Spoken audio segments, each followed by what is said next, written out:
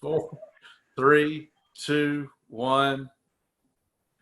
Hello and welcome to One on One with yours truly, Jeff Dantzler, episode 22. My good friend, one of the great Bulldawg legends of all time, the great Jack Bauerle joins us. 7 national championships, 12 SEC titles, head coach of Team USA in the 2008 Olympics, so many other international accolades, so many All-Americans and Olympians. My favorite stat, first or second in the NCAA, 15 out of 18 years for a stretch that began in 1999 and ended in 2016. An all-around sportsman and an all-around great guy. Jack, I appreciate you taking some time out with us here. I know it's a busy time, and I know you've got to be excited getting back around the pool, getting the kids back. Yeah, I got them coming in here pretty soon. Right after we get off, I have to make up a few different type of workouts because some have been a little bit more diligent than others, in this off time. And they're all committed, but there are certainly different levels of commitment. But we'll probably have most of them in the water in one place for the first time Saturday. So it's, we like everyone else, you've had some positives, and because of that, you've had some exposures. Then you have to trace back and all that stuff. So I'll tell you what, it's more resembled managing rather than coaching, but I can't wait to coach. Jack, you came here from Philadelphia. You're one of the biggest Philadelphia sports fans, one of the biggest Bulldog sports fans in the world. How in the world did you get to Athens, Georgia from the fighting city of Philadelphia? Jeff, it's pretty interesting. I just told this story 2 days ago because a good friend asked me how, a late friend. We met in 2000. He's one of my surfing buddies, and we were up in Maine, pretty cold water. We were supposed to go to Costa Rica, but that was closed down to us. And but I was pretty much signed, sealed, and delivered. I was going to go to Ohio State, and had some other big time school offers. Ohio State was the one I liked the most, and I got one phone call to come down here, and I had already. It's sort of weird. This sounds crazy, but I had sort of gotten infatuated a little bit with Georgia right in 1968 when I was 16 years old. And back then, I think, you had to read everything to find any information. Nothing was available. I don't know. I liked the G, the whole deal. I liked the Bulldawg. And when I got to visit, the chance to visit, I fell in love with this place. I always tell people I had my first meal at Swamp Guinea.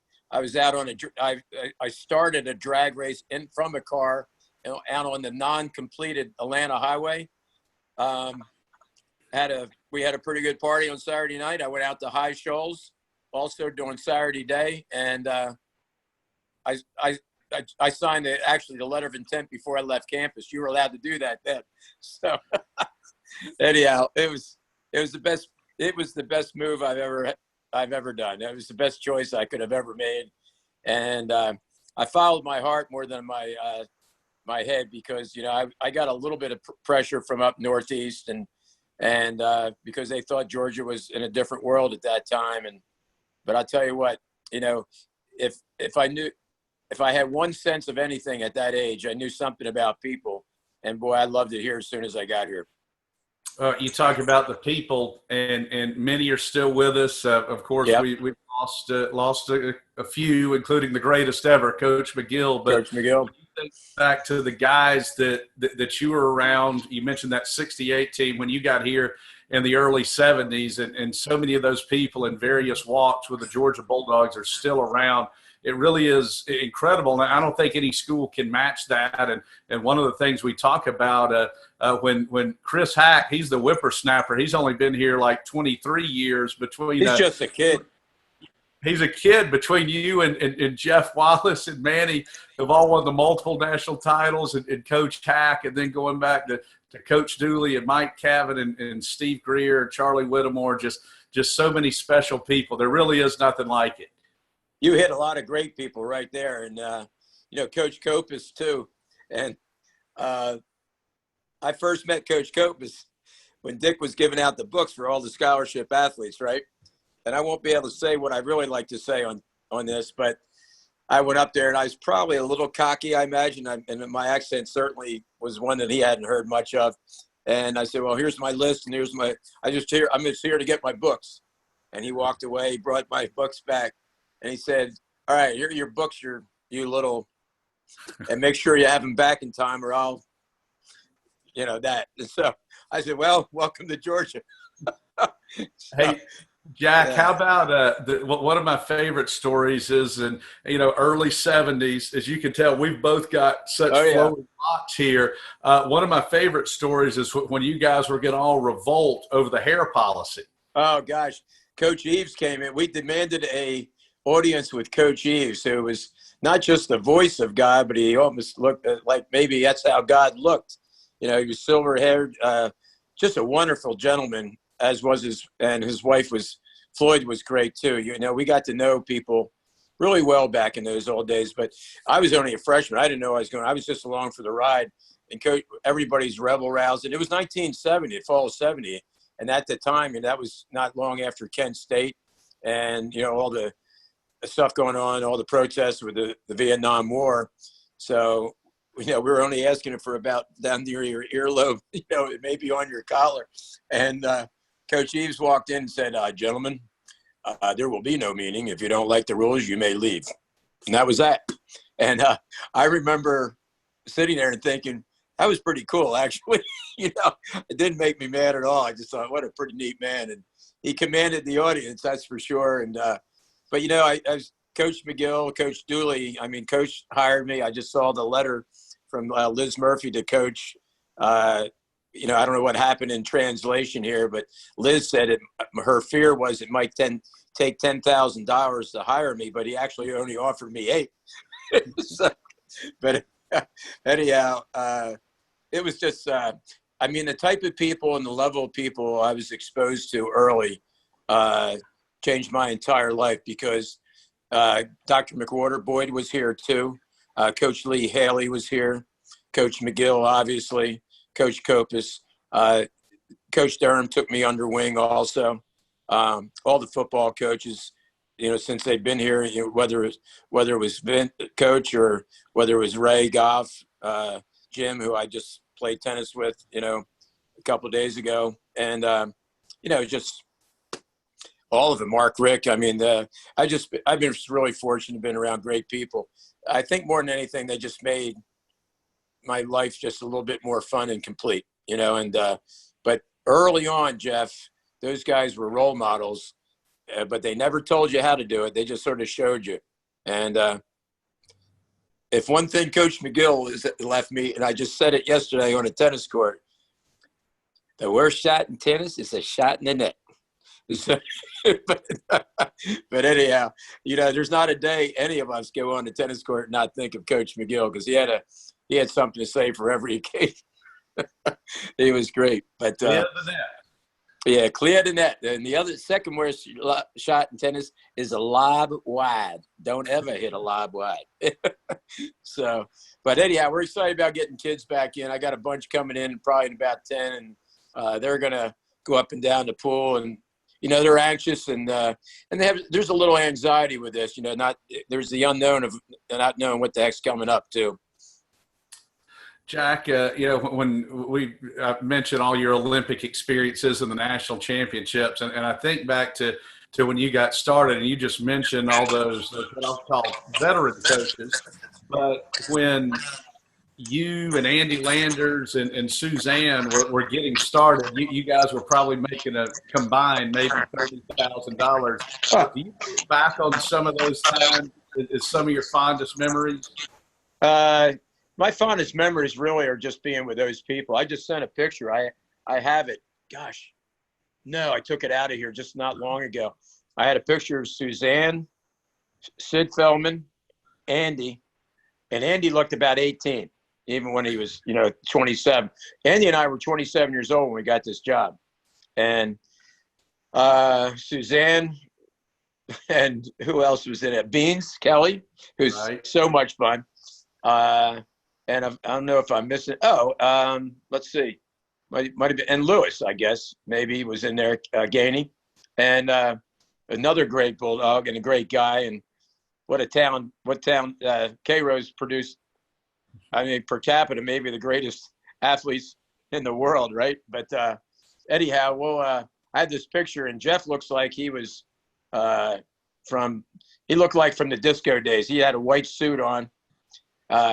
Andy looked like a kid, and he was sort of looked a little bit like that. I had my typical blue blazer, but I had a little hair on my head. Suzanne does not dress like that anymore. She was a little, I don't know how to say it. It was like it was really conservative, and anyhow, I don't know who else was in that picture. Sid was a pretty darn good volleyball coach here. He won an SEC title. And then the one person that was on there that people should remember and we should never forget was Liz Murphy. And Liz was a pioneer among athletic directors, and she fought hard for us all the time. But also her fights to get us money were with Coach Dooley, who saw the value in women's athletics too. Coach was never just a football coach. To be around him has been one of the greatest blessings in my life. Jack, for you growing up in Philadelphia, which is obviously it's a great sports town, but it's also a tough sports town. As we said, Yeah. they booed Mike Schmidt, they booed Santa Claus there. Yeah. What did you learn about sports, your love for the game growing up in Philly? I think, well, first of all, Santa shouldn't have come out. We were getting our tails kicked at halftime, so that was bad. That was bad choice. It was bad choice on his part. I think the thing I learned probably more than anything else, that what attaches you to a team is disappointment more than success, I think. I don't think I was really attached to my Phils. I was when I was 8, 9, and 10. Got a little bit attached to also the Mets when they first came into the league in '60 because they were brand new. They had Willie Mays and Richie Ashburn. Richie Ashburn, the fame of the only person that hit the same person twice with a foul ball. And but in 1964, we were 5.5 games up in September, and we blew the pennant to the Cardinals with Gibson and the rest. McCarver was there then.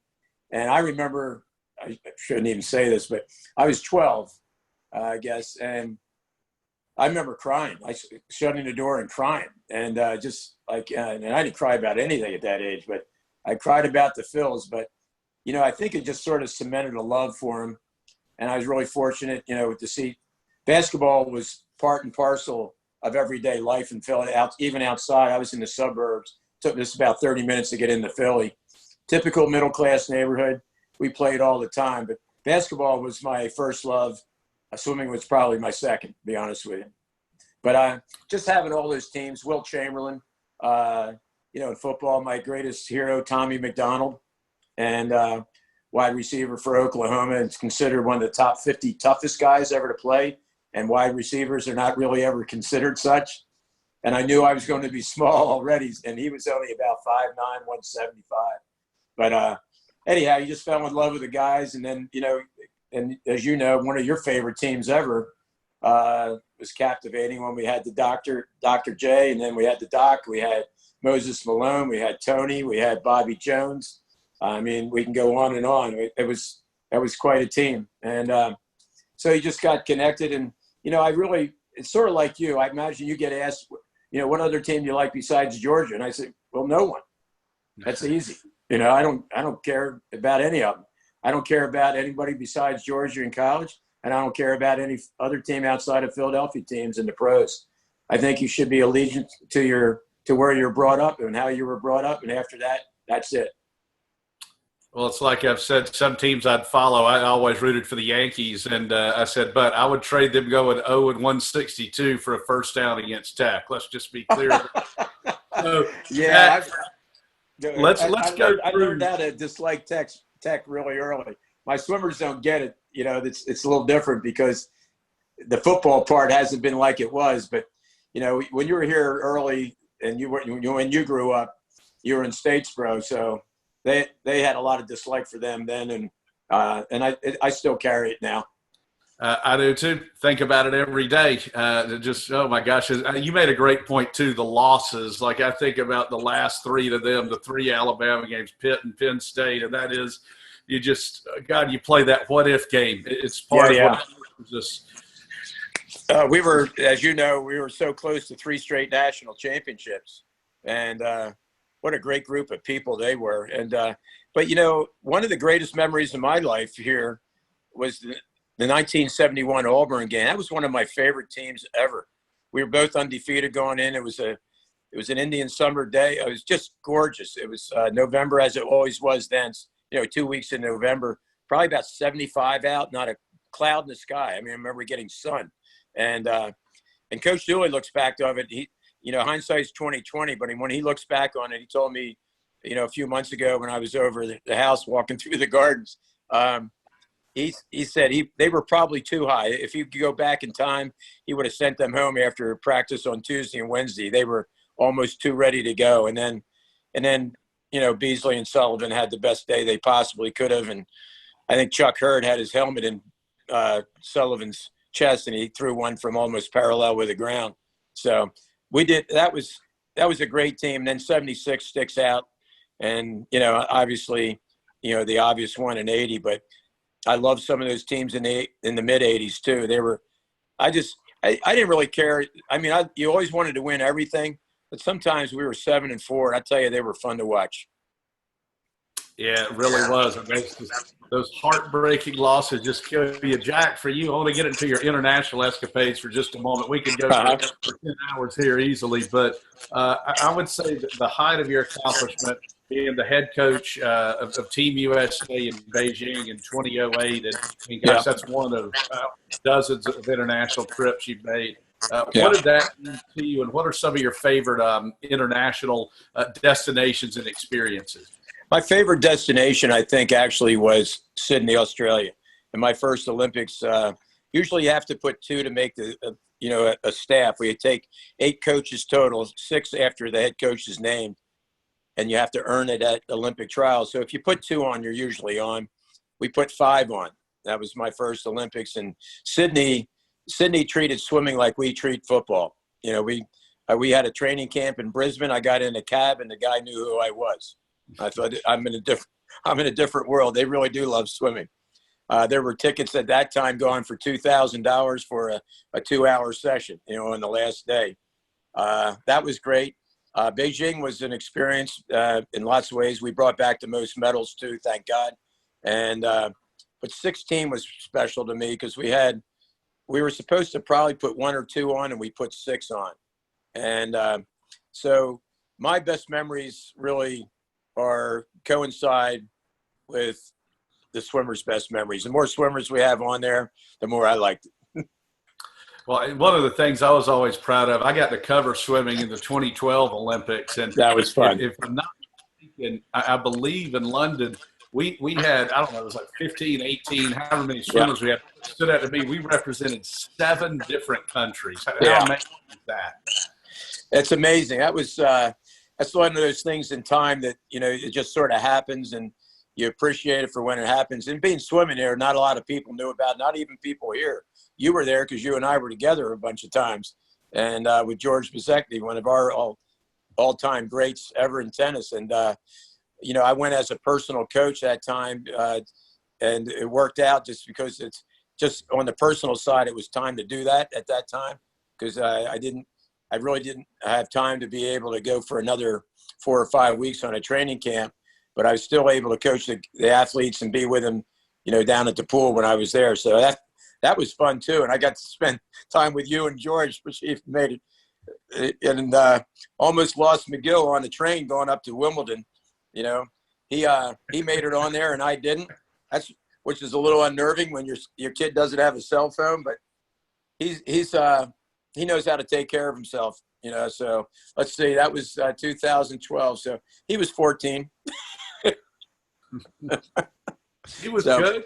He was good.